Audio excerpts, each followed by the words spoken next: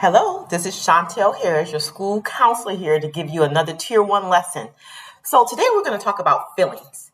And feelings is a touchy subject because feelings is about how we physically feel. It's a physical symptom in our body, but it affects us emotionally.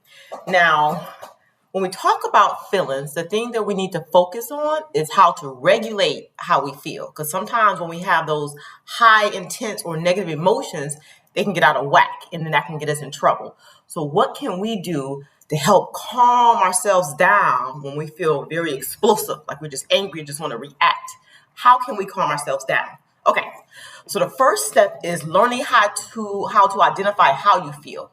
And we're going to do this with the feelings wheel. So you should see the feelings wheel somewhere here on this screen.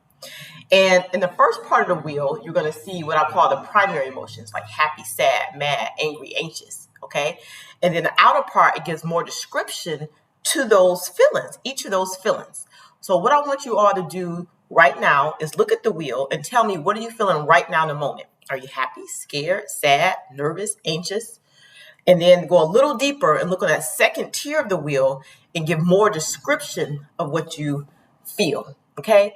So when we identify how we feel, we're able to be more self-aware. Okay. And when we're self-aware, we know if I react to the situation based on how I'm feeling, this consequence may happen, and it may not be a positive consequence. It may be a negative consequence. So when we get upset, we have this thing in our brain called the amygdala. And it's like a little pea-sized shaped thing.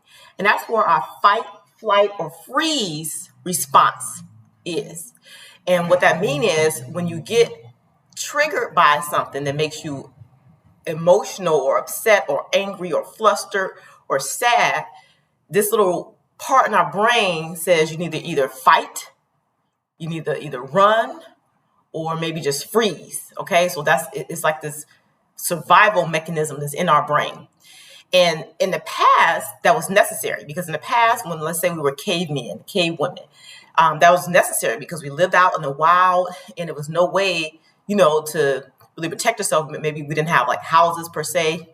I don't know what it was back then, huts, I don't know.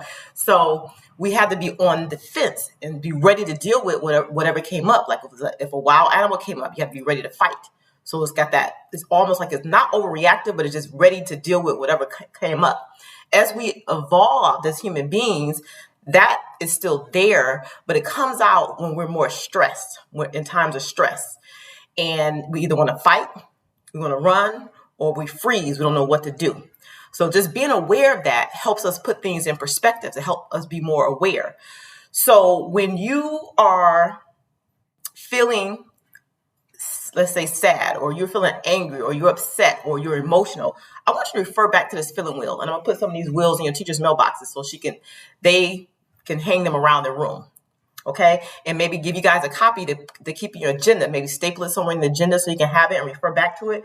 Always identify how you're feeling. I'm feeling scared. And the reason why I'm feeling scared is because I'm stressed out about this test that I have to take. Saying it out loud and or to yourself makes you get in touch with how you're feeling. So now it brings down some of the anxiety or some of the stress or some of the potential reactivity to a situation. Does that make sense? Okay, so I want you guys to get into the habit of identifying your feelings.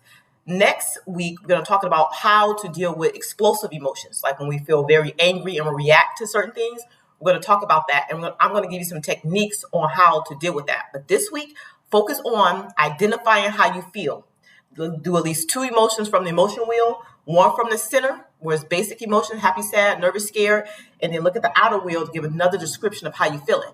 And I challenge you to add more adjectives or more description to how you feel based on what you identify within yourself, okay? All right, and until next time.